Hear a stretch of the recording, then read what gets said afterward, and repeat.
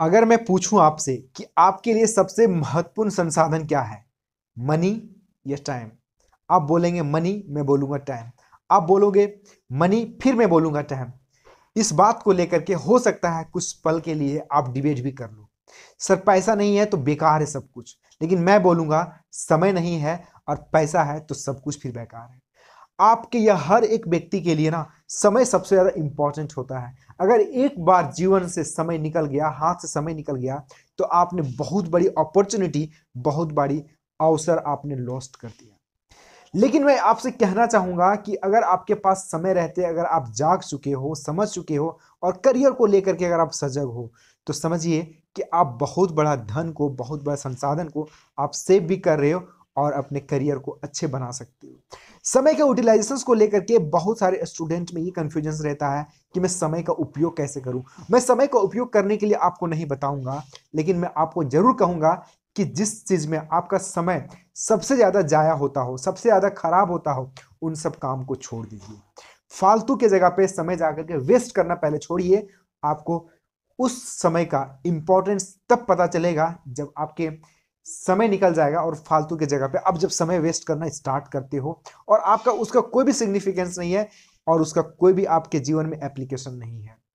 For example, बिना मतलब का पर डे 2-3 घंटा अपने दोस्त यार फालतू जगह पे वेस्ट करना।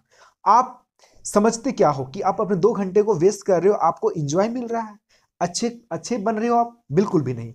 आप सही समय का सही जगह पे उपयोग कीजिए।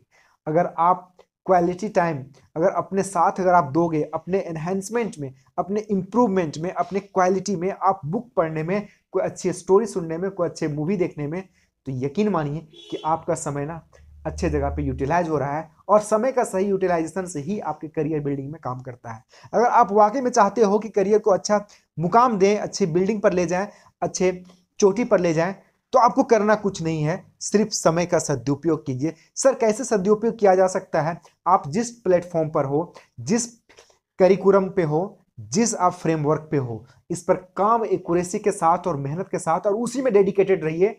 आपका समय का उपयोग वही होता है। आप सोचते होंगे कि समय का ना बिल्कुल गन्ने की तरह से निचोड़ करके निकाल लूंगा, तो आप इतना आप बहादुर नहीं है, इतना आप इंटेलिजेंट नहीं है कि समय को पूरा निचोड़ सकते हैं।